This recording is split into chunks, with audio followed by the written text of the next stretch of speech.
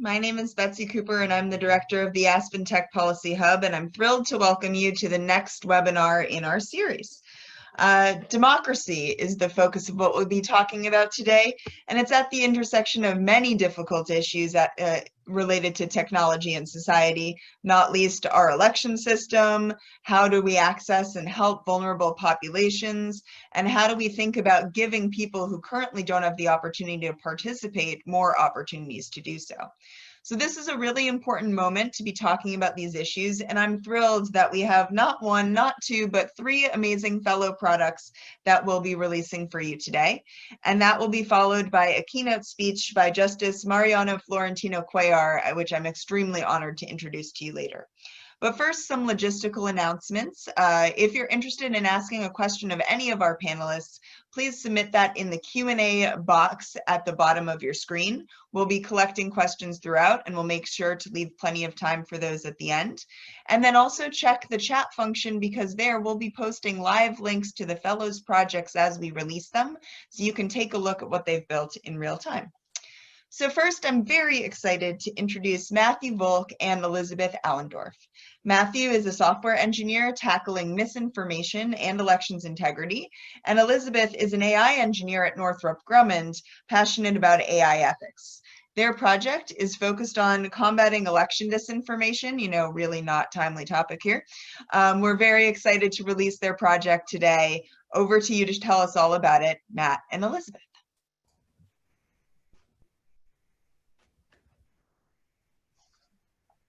Great. Thank you so much, Betsy. Hi, my name is Elizabeth Allendorf. So glad you're here today. And here today, we're going to be talking about how we can fight back against online disinformation via online dark ads. To do that, we're first going to get into things by setting the stage about the current state of online political advertising. So in case you didn't know, there are a lot of online political ads. In the summer of 2018 alone, there were 1.3 million unique online political ads run on just the top 3 platforms in the US, and that's Facebook, Google, and Twitter. And that was just a summer. What's really interesting though, is how much did those 1.3 million ads cost? As it turns out, those 1.3 million ads were viewed up to 33.8 billion times, which is a lot.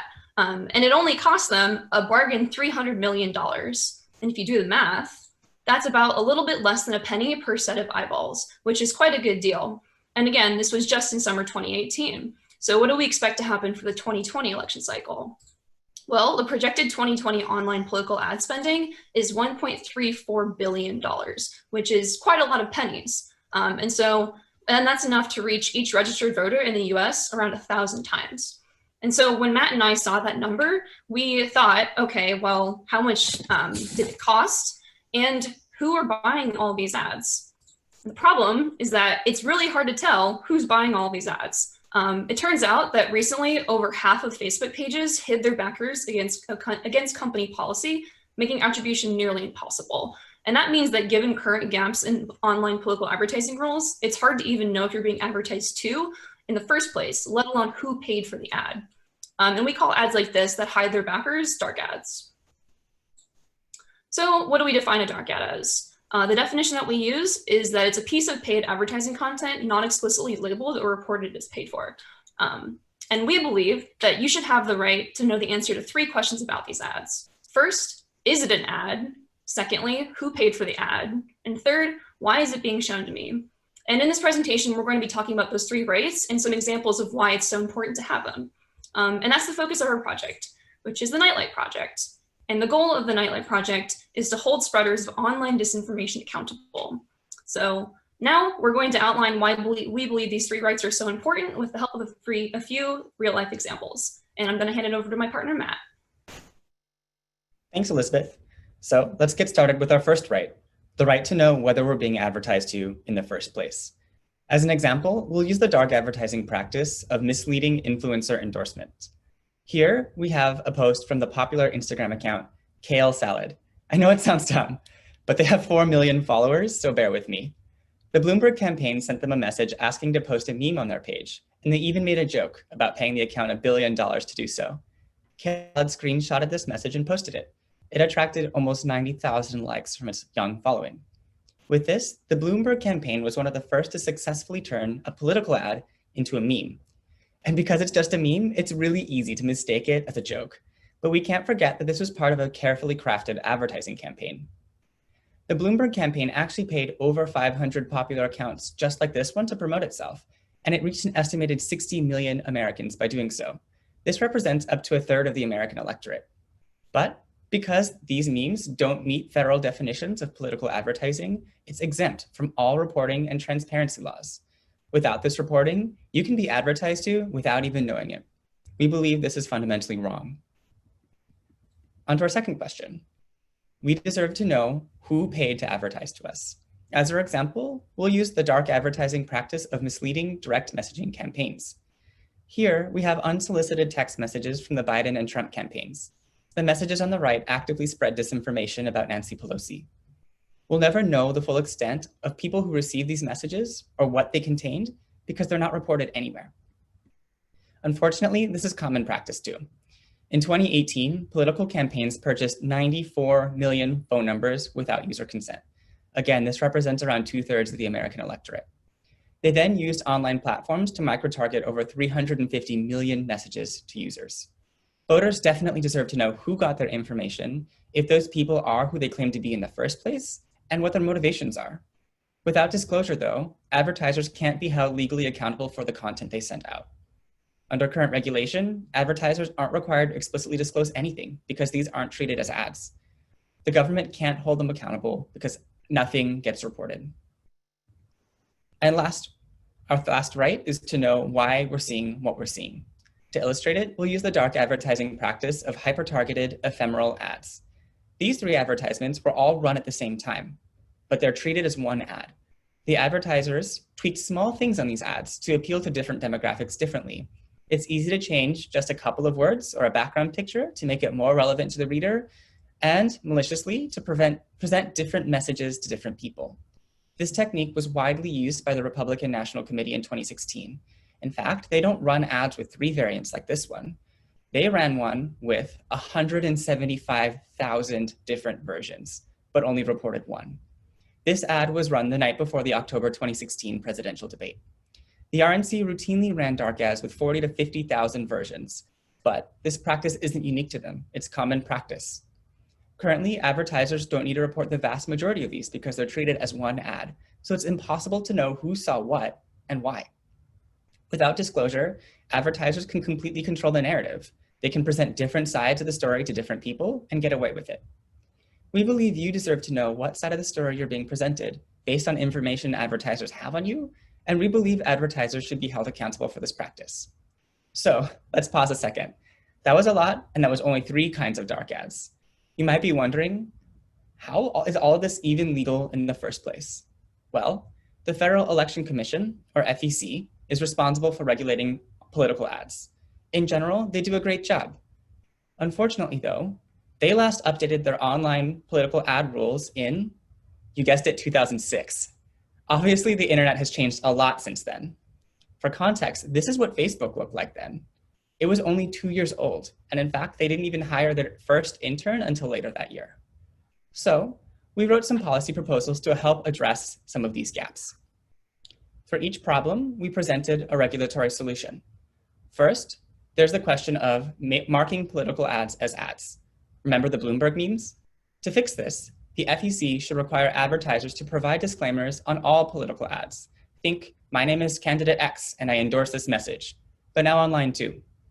This would make it impossible to mislead via influencer endorsements, direct messaging campaigns, and the like. Second, we need more transparency about who funds which ads. Think of the mass texting campaigns. To fix this, the FEC should require all political advertisers to disclose their funders on all advertisements that they run, just like they already require for TV and radio ads. This makes it harder for advertisers to lie or to present different sides of the same issue to different people while online. Lastly, we believe voters deserve to know why they're seeing political ads in the first place. Think of that ad with 175,000 different versions and how you would never know which version you were seeing or why.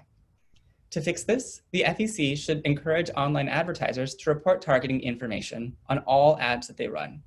This would shine a light on malicious hyper-targeting so the public can be aware of two-faced advertisers. There's already a bipartisan Senate bill that would make reporting targeting information mandatory, and we provide some draft regulations for it. All right, with all of that, back to you, Elizabeth. Great, thanks, Matt. So we encourage you to visit our website so that you can check out all of the work that we've done. Like Matt said, we created a suite of draft regulation changes that you can read about in further detail there. In these policy briefs, we walk through several types of dark ads and suggest regulatory changes that could shine a light on them. We propose several changes that could be implemented right now by the FEC without an act of Congress. And we also provide draft regulations for the 2 up-and-coming bipartisan Senate bills to show what could be possible with congressional action. But maybe that's too much reading for you. I get it. Sometimes you're busy, you just want to do something fun. And that's why we created our dark ads game. If you're interested in dark ads and maybe don't want to read all these policy suggestions, we created this game to help you understand what dark ads are in a fun way. And the game is a simulated social media feed where we created to demonstrate how difficult it can be to find dark ads and disinformation online. And the reason that we created this is because while Matt and I were doing research for this project, we realized it was difficult even for us to be able to determine what was a dark ad and what wasn't. And so we wanted to create something that would let us share this feeling with you. So in the game, you can play as one of 3 users, a student, a 9-to-5 worker, or a grandparent, and their social media feed will change depending on the character that you select. And when you go through this, the social media feed, you'll be able to see a number of posts from friends and family, and ads, and even just silly posts about animals liking each other. And we want you to see if you can try to guess what's a dark ad and what's disinformation. And I think you'll find that it's a lot harder than you would expect. But we think it's still a really fun way to learn about dark ads, and we really hope you check it out. After the game, you might be feeling a little bit discouraged, like, oh gosh, how could I ever have a chance of catching dark ads in real life? Well, fear not, we created a tip sheet that you can that can assist you in the real world in catching dark ads. So we recommend that you print it out and share it with your friends and family to spread the message. Our website, again, has all of these solutions. It has the game, it has the tip sheet, and has some general information and ways to contact us if you have any questions. And so we hope you check it out. It's live right now. So in conclusion, thank you so much for coming today. We would like to give a special thank you for research support from these organizations. And we'd also like to thank our fellows who helped out, Matt Sievers and Cecilia Crum, for their support on this project. And we'd also like to thank our project mentor, Vivian Schiller, who's the Executive Director of Aspen Digital. And we hope you enjoy the rest of the presentations today. Back to you, Betsy.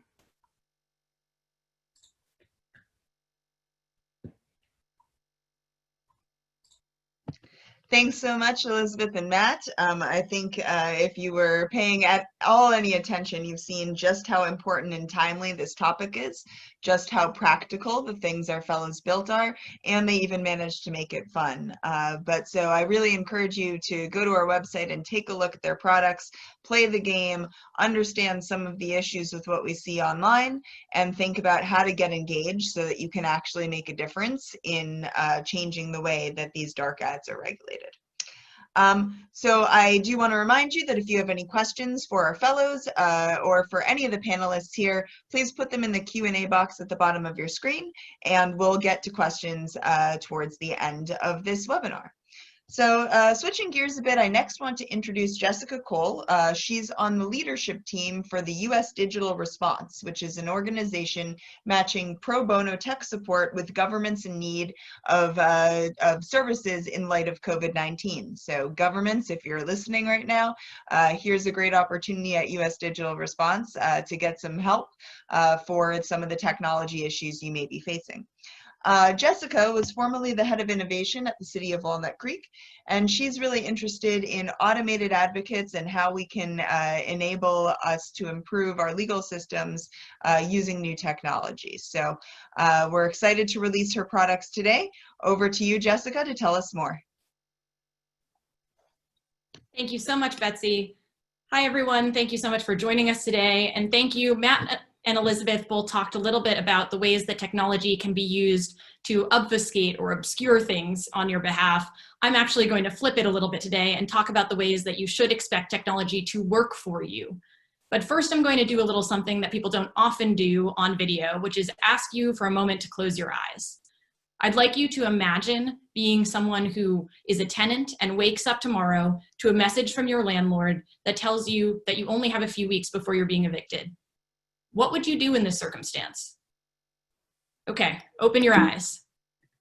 If you're like many people, your first thought was, I might actually want to get some legal advice on this.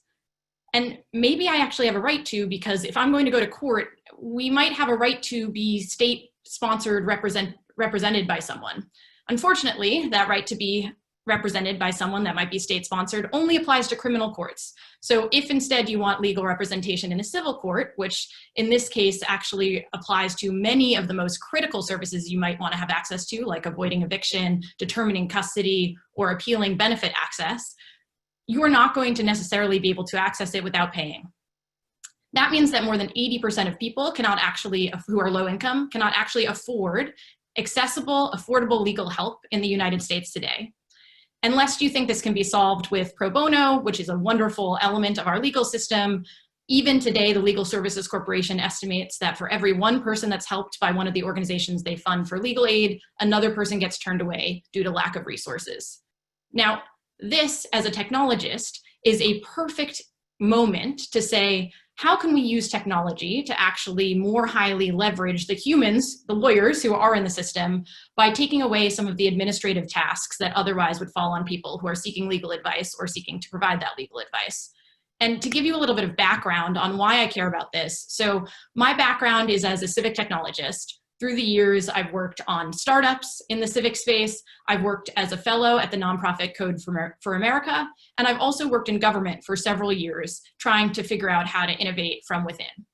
The challenge I kept coming up with time and time again was, we have great technology in the world, but the technology we have tends to work better for us as consumers than it does for us as citizens. So if you are going online and doing a Google search for coupons that can automate the discounts that you'll get on your coffee maker, you're more likely to find help with that than a tool that can actually automate away some of the burden of applying for unemployment benefits.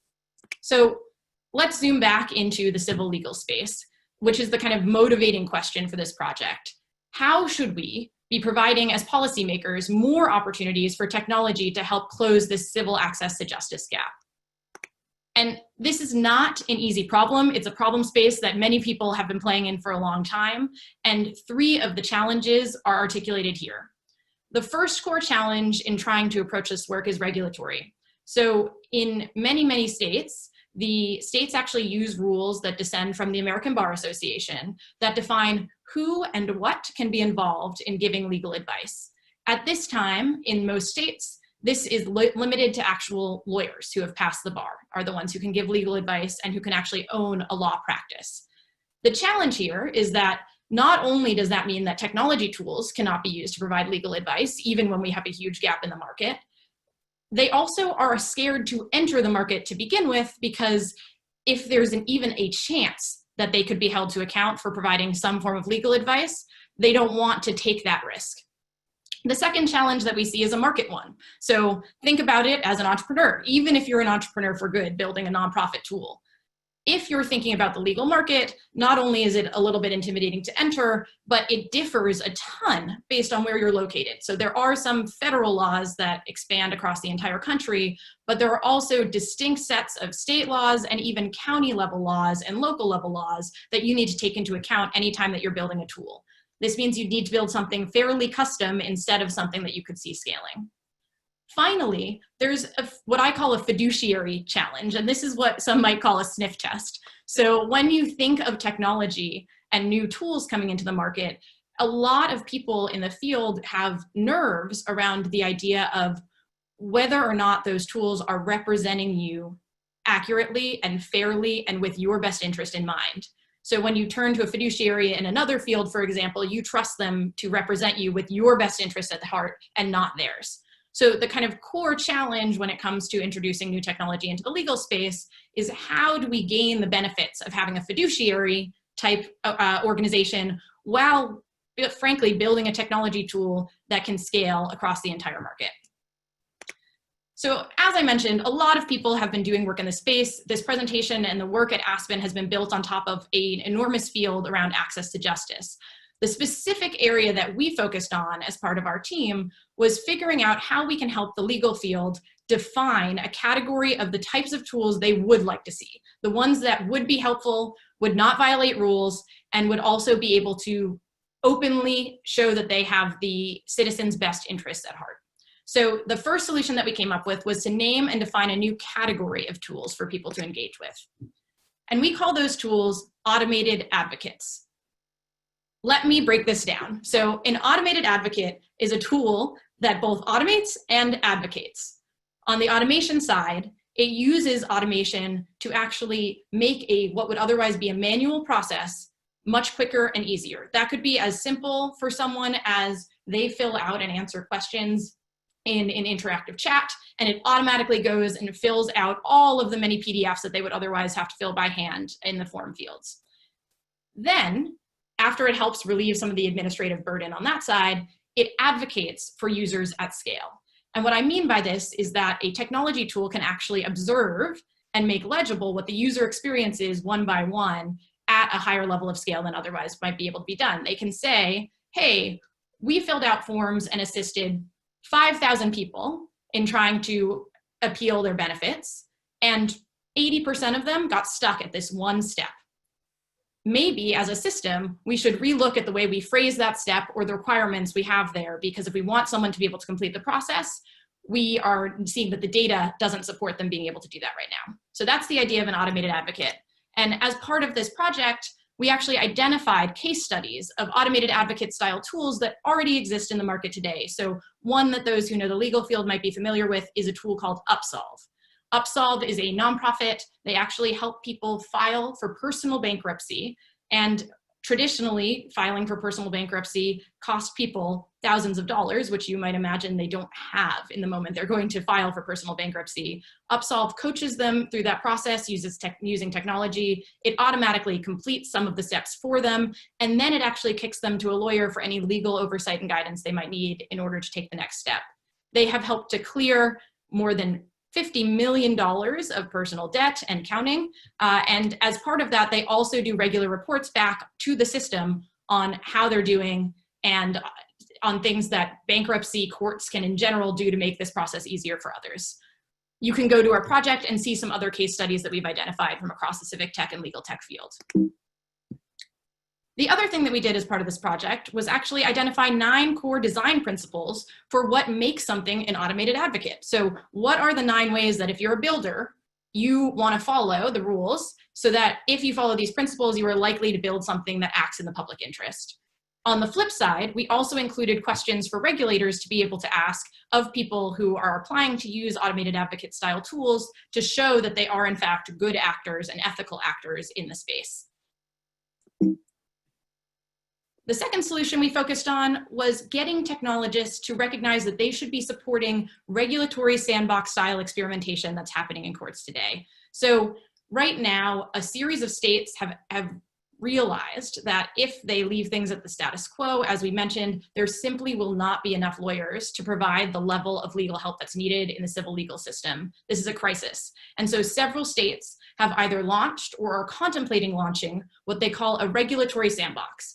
This is a sandbox where for a series of years, applicants can actually apply to waive particular regulations, like who's allowed to give legal advice or who's allowed to co-own an individual law firm.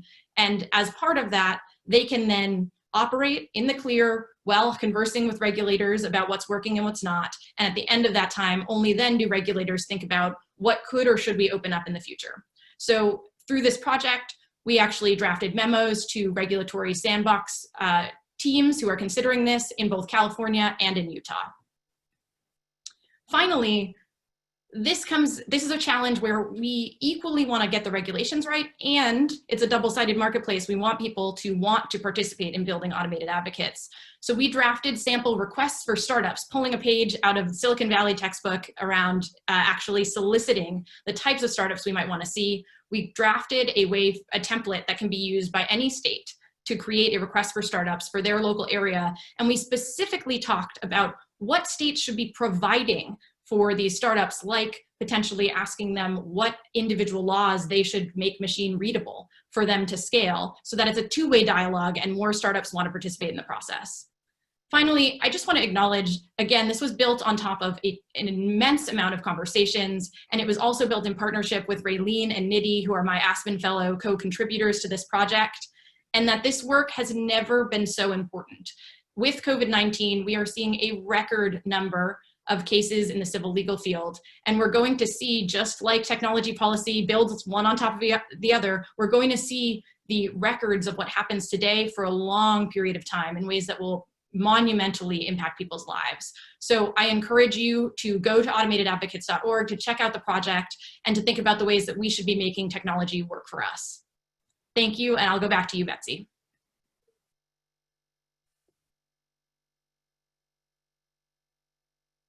Thanks so much, Jess. Wonderful presentation, and as you can see, really important area, especially in light of all the changes occurring with COVID-19, where it's much harder to have in-person legal engagements. And so now we need to think about new ways that we can engage individuals. And so Jessica's project really starts to speak to that.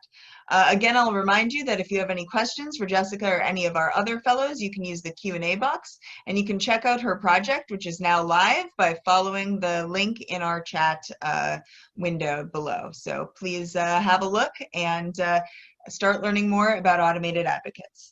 Last but not least, I'm really pleased to introduce Amy Wilson. She's the former director of Mach 37, a cybersecurity startup accelerator, and she's also the author of a forthcoming book, Empathy for Change, which is scheduled to be released this fall. So make sure to check that book out when you have the chance. But today, she's going to be talking about people-powered policy and how to improve democracy in communities such as Oakland, California, where I currently live. We're excited to see all the work that she's done in this space. And so now over to you to share more, Amy. Well, thank you, Betsy. And this is a really important topic. So thank you for everyone for joining us today, and my fellow panelists as well. I'm going to share my screen. So what I wanted to talk about today is, like, while researching the book that you just referenced on empathy for change, I became really interested in how do governments create more equity and empathy in with people at the center. And so I was particularly inspired by an organization that's called Creative Reaction Lab, which believes that systems of oppression have been designed so we can redesign these systems with empathy, humility, and equity at its center. So first I want to talk, before I begin, on the difference between equality and equity. Equality is when you treat people and groups the same, but equity is when I might treat different groups differently so that the outcomes are the same for all people involved. So I'm going to share a little bit of background on the research that we did, our findings, and also go into our approaches as well. So let me talk a little bit about the background. We chose Oakland, California for this study. Since it's right next door to San Francisco, some of the challenges of the city of San Francisco is spilling over to Oakland, like the technology boom. A lot of technology companies are now moving over to Oakland, and affordable housing shortages that come with it, and a lot of people who are experiencing homelessness. It's a town full of rich history and activism and progressive thought and thinking.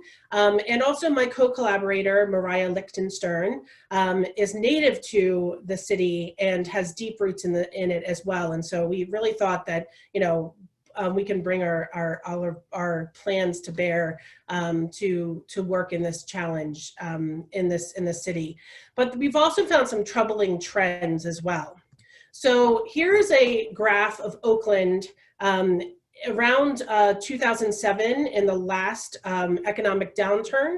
And what you see here is all the red dots are individual houses in which foreclosures happened. You can see that in a lot of different areas, in the places where there's red spaces, there's a lot of foreclosures happening. That is called the flatlands of East and West Oakland in particular. And then you also see the areas that are in green and blue are known as the hills, and in the hills are the more affluent and typically white people who live in these hills out there.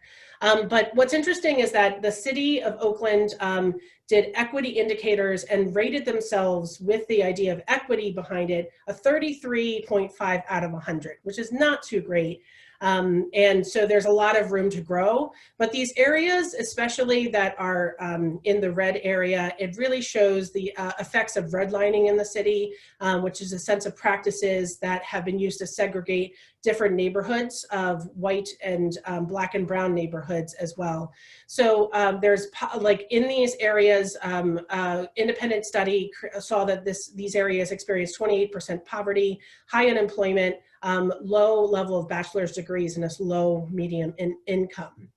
So here's another, some more data that shows on the left-hand side, 2013, the median household income for the city of Oakland, and how just in 4 years, the city is changing so rapidly, and something that we have to kind of get ahead as we move forward.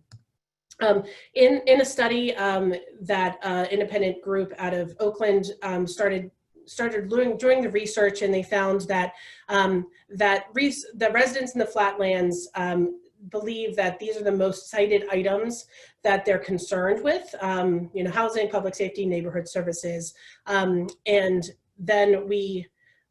So to look into the findings as we move forward, let's look into that. So we asked this question about how might technology shift power to residents most impacted by systemic racism to shape local policy on race and equity. So we're looking at the interplay between those in the Flatlands and the hills out there. So we believe that the way to do this is to have better two-way dialogue and digital relationship between the government and its residents.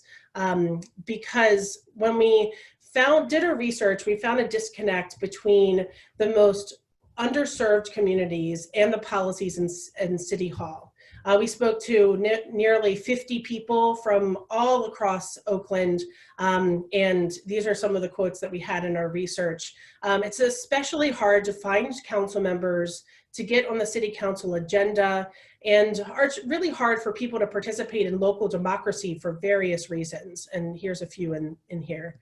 And this is most eloquently stated by one of our interviewees, Candace Elder from East Oakland, where she stated that civic involvement is a privilege for those who have ample time and resources. And also, when we were doing this research at the beginning of 2020, we were doing it before two major turning points that were happening in this country. Number one, the coronavirus, which is forcing us all to be at home with our loved ones and out wearing masks and scared about, you know, interacting with people and going to places like City Hall.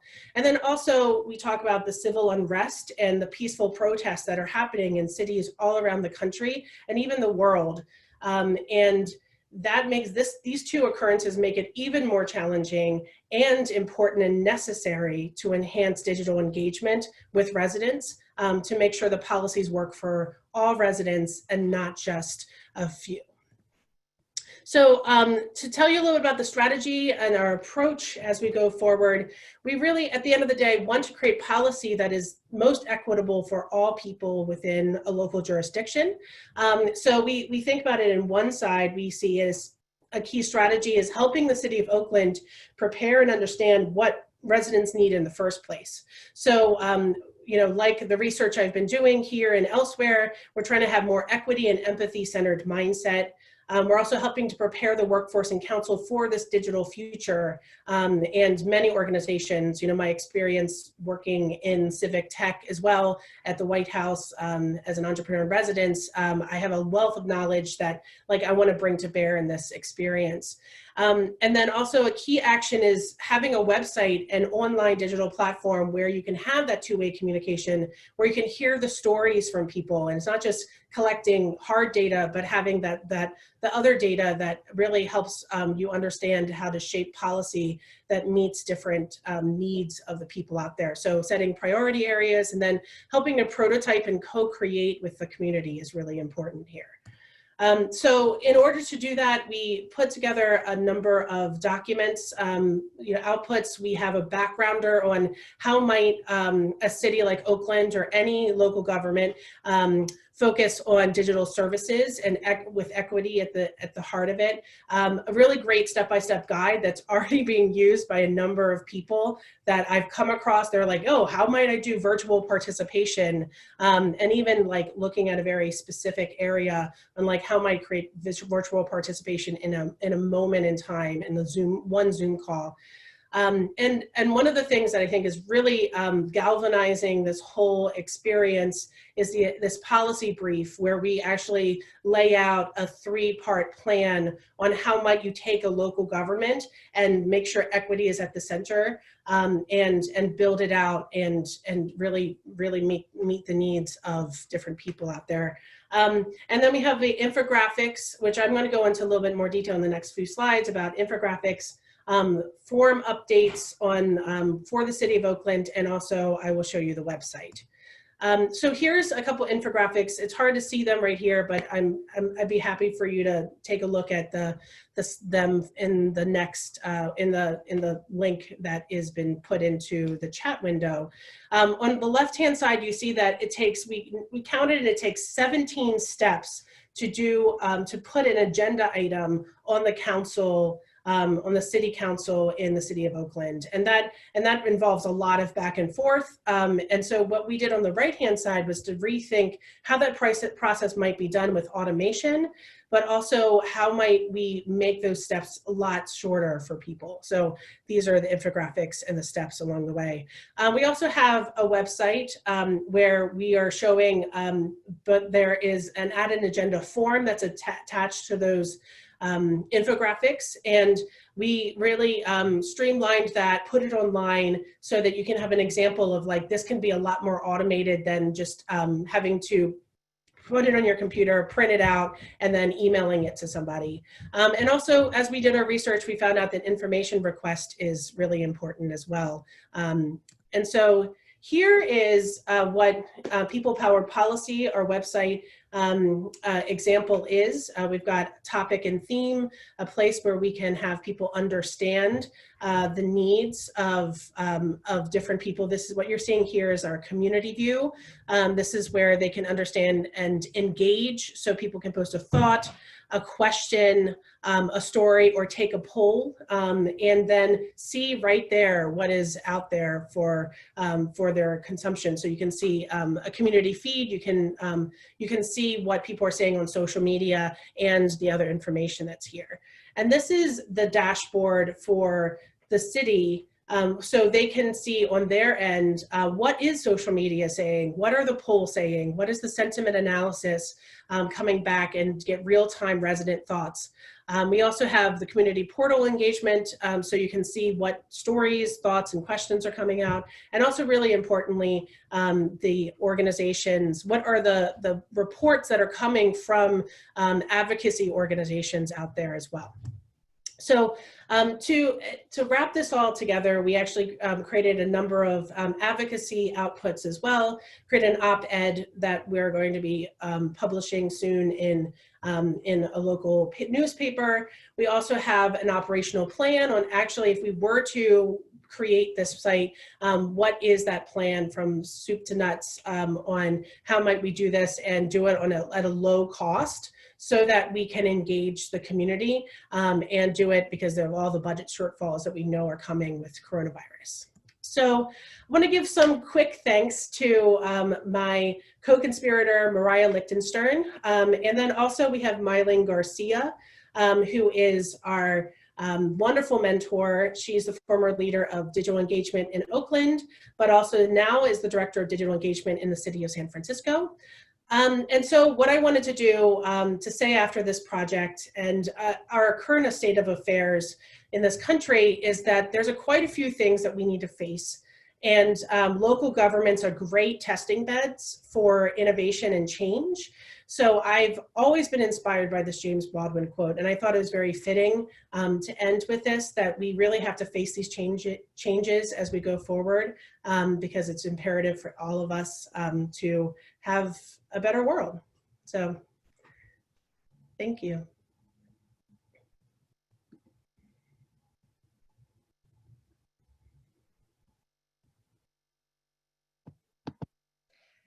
Thanks so much, Amy. We're so excited to have your project finally released and out there. And so regardless of where you are, whether you're in Oakland or not, this is a great testing bed for how we can encourage better participation in local government. And we really encourage you to check that out on our website, which has just gone live. So now I'm extremely excited to introduce our keynote speaker, Justice Mariano Florentino Cuellar. He's a California Supreme Court justice, a former Stanford professor, and one of the true leaders in the judiciary focused on the intersection of technology and the law.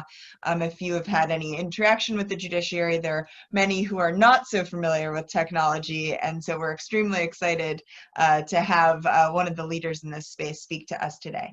I could not think of a more appropriate keynote, and so I'm extremely excited to have Justice Cuellar share some thoughts on what's been presented so far this morning. Over to you, Justice Cuellar. Thank you, Betsy, and thank you all our terrific presenters today. I was very impressed and fascinated by what people presented today. I also want to give a shout out to Betsy, not only to you and your colleagues, but to the Aspen Institute for trying to do this. I'm always happy to see how California is recognized by people as a hub for innovation and progress and original and creative thinking in this area. So having this hub set up and seeing it go from sort of back of the envelope sketch into a reality with fellows and seeing it actually be resilient relative to the difficulties we're facing right now on public health is encouraging. So I love these projects. I have a lot of ideas about them. I want to just mostly use my time to go big picture to give some context for this discussion, to maybe draw together a few threads that cut across the different projects, but also to remind us of some things that most of us already know, but I think are worth highlighting in the conversation. A year ago, I would have loved the idea of giving these remarks in front of many of you. Some of you would be still joining us remotely, but it would be probably us sitting around the table or maybe in some conference room or space. But it's really striking and daunting and thought-provoking that a tiny virus, way smaller than a speck of dust, has largely brought our beautiful and resilient state and even our country almost to its knees. And it cannot escape us then that we're living in this moment of tragedy, difficulty. Economically, it's devastating the livelihoods of people across the country and the world. And in terms of public health, many of us have lost people we know, or we're very close to people who have faced that tragedy. But we're also coming together as these projects remind us, because we're living in what I would call an age of miracles. And our gathering today, along with these projects, gives us a chance to reflect on the implications of those miracles for democracy. So let me highlight three of them that are pretty familiar, but almost have like a Baroque quality if you step back a little and realize what we take for granted. We have this extraordinary access to networks of knowledge that remain functional when disrupted and even repair themselves. Think about the way Wikipedia works when a page is vandalized, for example, or how the internet operates when traffic gets rerouted because one set of nodes doesn't work and another one becomes more desirable for the network. We have an almost instant access to information about anything we desire. Some of the presentations today remind us that that access comes at a price, and the information is not always accurate or transparent, nor is it always easy for people to consume that information when they face daunting challenges in their own lives. But nonetheless, that access to information is incredibly seductive, extraordinary when you think about what some of us grew up with, and actually even some of us experienced even just 15, 20 years ago. And we are building a kind of community on screen right now in ways that would have been difficult to imagine even 6 months ago. And that is a form of community that is adaptable, it can be scaled, it can be changed, it can be repurposed. So I think about that and I'm inspired. I think about more miracles that lie on the horizon, machines with enough linguistic ability, simulated linguistic ability that they can play that advocacy role that we were talking about in one of the presentations in new ways by sustaining conversations that many of us would think about as being interesting and that have very personalized, bespoke responses to people. Also, personalized education, medical treatment, the gamification of work in ways that can make it engaging and interesting to people in new ways.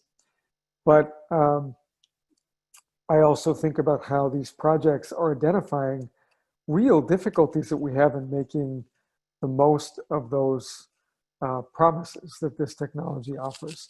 And I think about how those difficulties really are pervasive at the same time that I think about how much we need the help. We need the help around elections, digital evidence, education for youth and adults, mental health, public diplomacy, foreign affairs.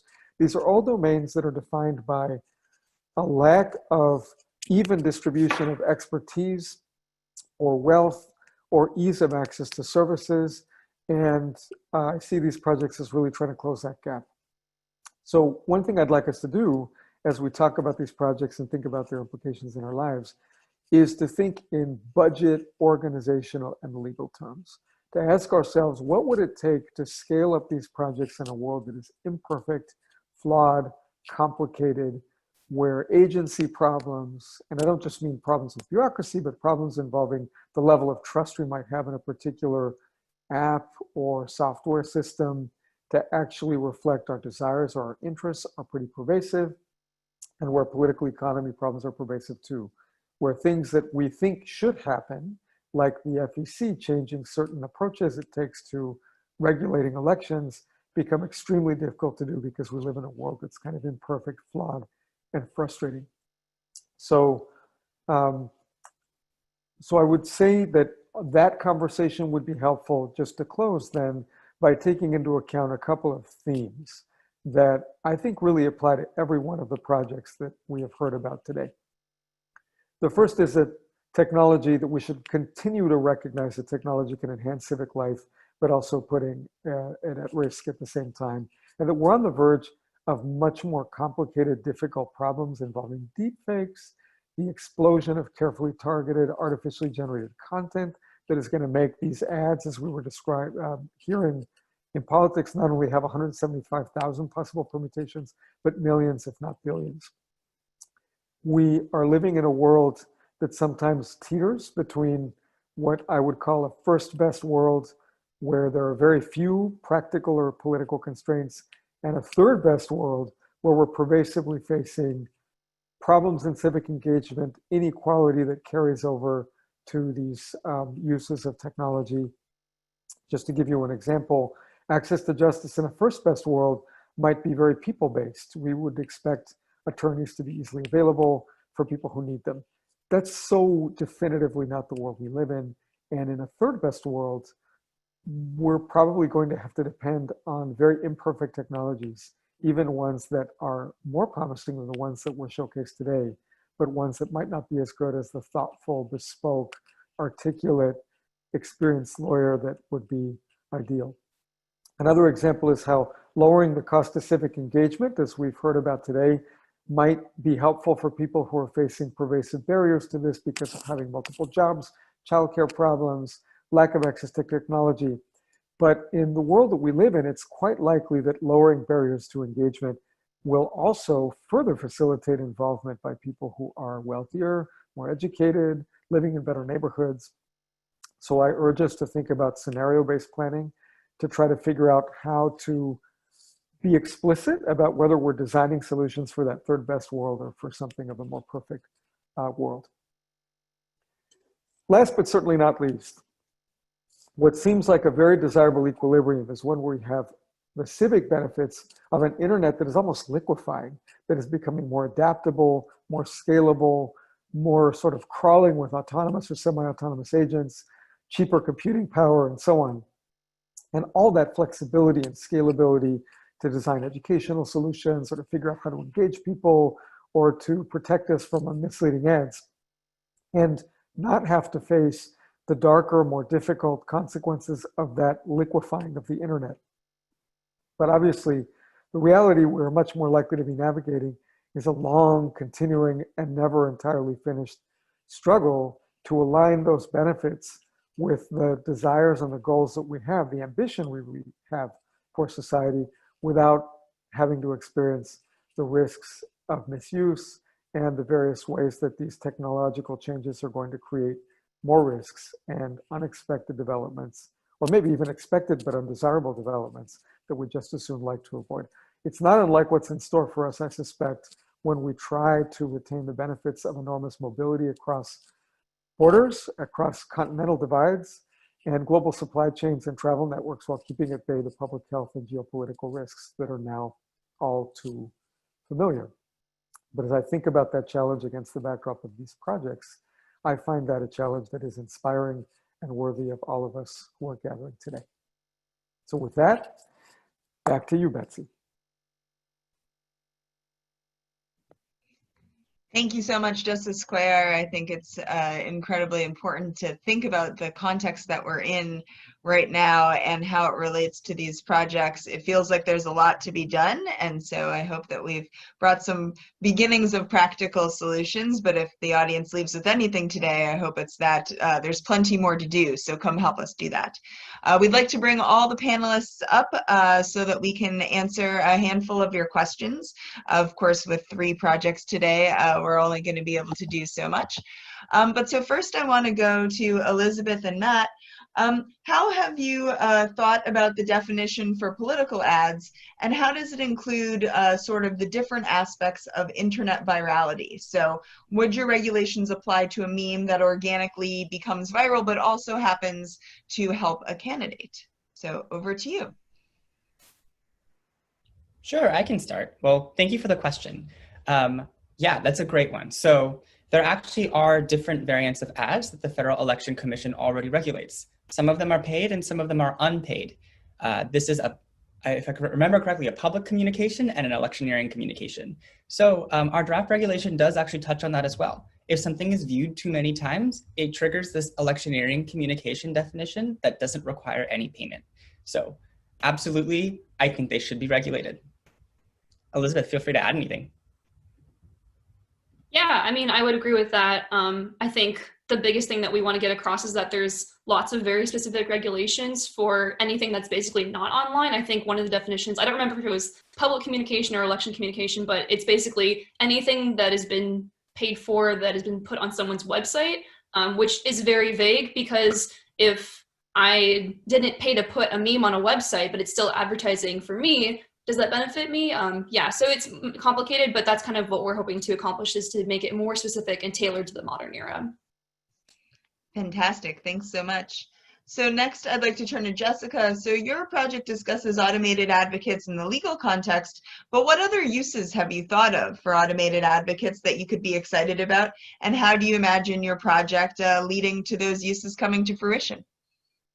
Thanks. So I'm incredibly excited about this question, because actually the initial concept around automated advocates is something we saw happening not in the legal context. So we saw it happening in the civic technology space. I would say we saw it happening when it came to helping people to fill out applications for benefits, for example. And an example that's a case study on the site is actually a tool called Get CalFresh, as well as a tool to allow people to check their benefits levels for SNAP programs that's called Propel, FreshCBT.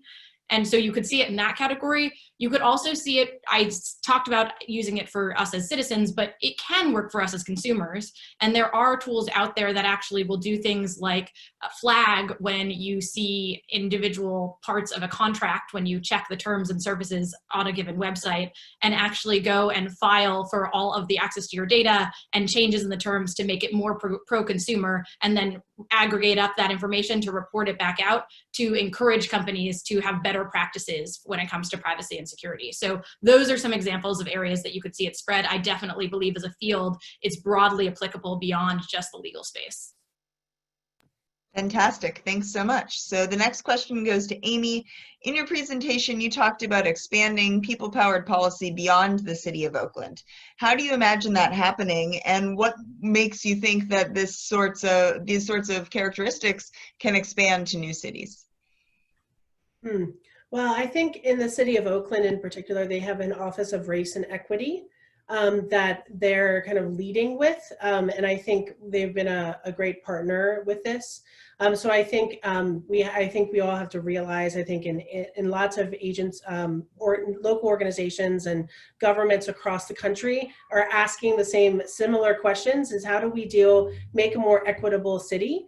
So I think a lot of the things that we laid out was very very not just specific to Oakland. It can be any local government can pick it up and start thinking about how might they start doing virtual participation. We have a couple of case studies, quite a few case studies in there, so they can see other jurisdictions that are doing it. So I really think that this is not just specific to Oakland. They have to look into do their own equity research and to find out like what does equity mean for their local jurisdictions. But I think in the end, like this can be used across the board in any organization that really wants to make that change happen. Fantastic. And briefly to Justice Cuellar, could you talk just a little bit about where you see tech policy, like the projects we've launched today, making the most impact in our justice system?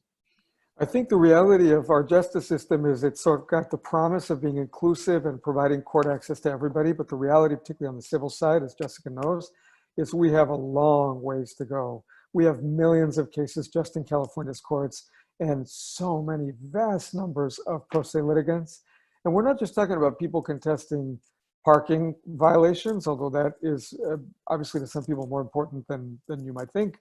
We're talking about elder abuse. We're talking about housing. We're talking about difficulties involving environmental justice. We're talking about difficulties involving forfeiture. We're talking about difficulties involving land use, democracy, local government participation, and fees and fines and so on. And that reality is one that we just have not dealt with sufficiently. So I see this as this whole approach as being about orienting people so they can navigate the legal system better, so they can know where to go for help initially, so that they have just more basic familiarity with court procedures.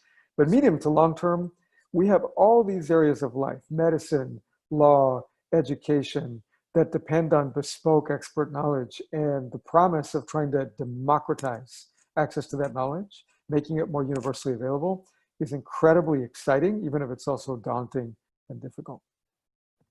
Fantastic. And so I want to turn to all the panelists. So I always ask for you to give your bumper sticker. What do you want people to take away? But we have a special question from the audience, which is, how can we attendees help advocate for these amazing projects? So if your bumper sticker can speak to that, that would be fantastic. So I'm just going to go down the line here. So I'm going to start with Amy. Okay, one of the things I think about in my bumper sticker is that people should be at the center of policy and with technology, and empathy is at the center of that. Great. What about you, Elizabeth? I think the bumper sticker for us is that dark ads are a problem, but we don't know how bad it really is until the federal government helps us figure that out. Great. Jessica? Tech should be on your side. And access to justice is a civil rights issue, and so make tech work for you. Fantastic. What about you, Matt? Mine is go vote. Disinformation is a problem online. There's a reason these draft regulations haven't been changed since 2006. Fantastic. And Justice Cuellar, what about you? Oh, I love the question. I was trying to formulate my thoughts, and initially I came up with possibilities that were just way too wordy for a bumper sticker. I came up with things like, are you in a first best or second best world? Tomorrow will be less and more like today than you expect. And then I just stopped. So expect better than we have today, but balance ambition with realism. Fantastic. Those are great words on which to end. So I want to thank the fellows, Justice Cuellar, Sevilla, Maddie, Javier, Karner, Beth, and the entire Aspen support team. I want to make sure that you know about our final webinar in this series focused on disaster resilience. That'll be on August 19th at 9 a.m. Pacific, and it features keynote Carlos Castillo, who just left FEMA as the acting head of resilience. Our presentations will focus on climate change and post-disaster response. So check out our products on aspentechpolicyhub.org, and thanks again for joining. Looking forward to seeing you next time. Have a wonderful day.